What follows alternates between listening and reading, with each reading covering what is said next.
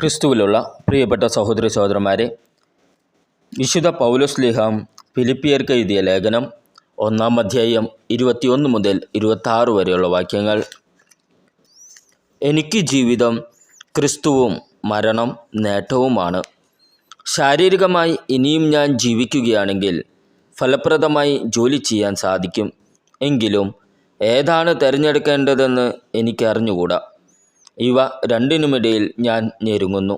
എങ്കിലും എൻ്റെ ആഗ്രഹം മരിച്ച് ക്രിസ്തുവിനോട് കൂടി ആയിരിക്കാനാണ്. കാരണം അതാണ് കൂടുതൽ ശ്രേഷ്ഠം.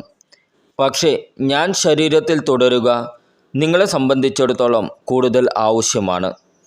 നിങ്ങളുടെ അഭിവൃദ്ധിക്കും വിശ്വാസത്തിലുള്ള സന്തോഷത്തിനുമായി ഞാൻ തുടർന്ന് ജീവിക്കുമെന്നും നിങ്ങളുടെ എല്ലാവരുടെയും കൂടെ ആയിരിക്കുമെന്നും എനിക്കറിയാം.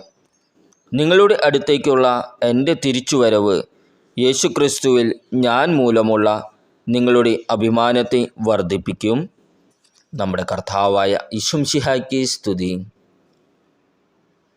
ഇന്നത്തെ ദൈവവചനം വിശുദ്ധ മത്തായി എഴുതിയ സുവിശേഷം 8-ാം അധ്യായം 1 മുതൽ 4 വരെയുള്ള വാക്യങ്ങൾ.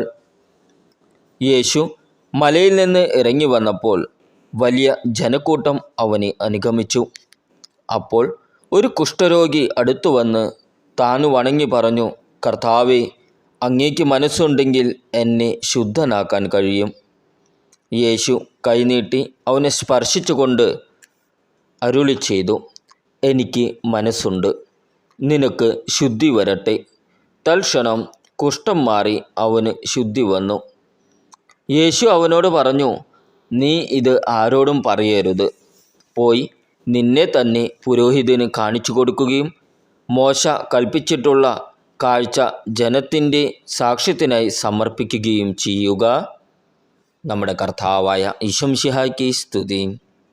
വിചിന്തനം. കർത്താവേ, അങ്ങേക്ക് മനസ്സുണ്ടെങ്കിൽ എന്നെ ശുദ്ധനാക്കാൻ കഴിയും. മനുഷ്യരാൽ നിന്ദിതനും അകറ്റപ്പെട്ട ഹതഭാഗ്യനുമായ ഒരു കുഷ്ഠരോഗിയുടെ ഏറ്റവും ലളിതമായ വിശ്വാസത്തിൻ്റെ പ്രഖ്യാപനമാണിത്. മനുഷ്യൻ്റെ ആഗ്രഹമോ പ്രയത്നമോ അല്ല, ദൈവത്തിൻ്റെ ദയയാണ് എല്ലാറ്റിനും അടിസ്ഥാനം എന്ന തിരുവചനം അന്വർത്ഥമാക്കുമാർ ദൈവത്തിൻ്റെ കരുതലിനും കാരുണ്യത്തിനുമായി എളിമയോടെ നിൽക്കുന്ന ഒരു വിശ്വാസി. ജനക്കൂട്ടത്തിൻ്റെ സാന്നിധ്യത്തിലും ഈശോയെ സമീപിക്കാൻ അവനെ പ്രേരിപ്പിച്ച മനോധൈര്യം, തന്നെ ഒരിക്കലും അകറ്റി നിർത്താത്ത ഈശോയിലുള്ള വിശ്വാസമായിരുന്നു ഈശോയുടെ മനസ്സിൻ്റെ മറ്റൊരു ഭാവം കൂടി നാം ഇവിടെ കാണുകയാണ്. നീ ഇത് ആരോടും പറയരുത്.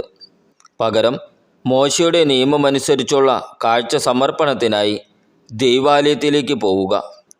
സ്വന്തം പേരിനെ ആളുകളുടെ മുമ്പിൽ പ്രകീർത്തിക്കാനല്ല, ദൈവദത്തമായ നിയമത്തെ മാനിക്കാനും ദൈവത്തിന് നൽകേണ്ട മഹത്വം നൽകാനുമാണ് ഈശോ എപ്പോഴും ആഗ്രഹിച്ചതും പ്രായോഗികമാക്കിയതും. നമ്മുടെ കർത്താവായ ഈശോമിശിഹായ്ക്ക് സ്തുതി.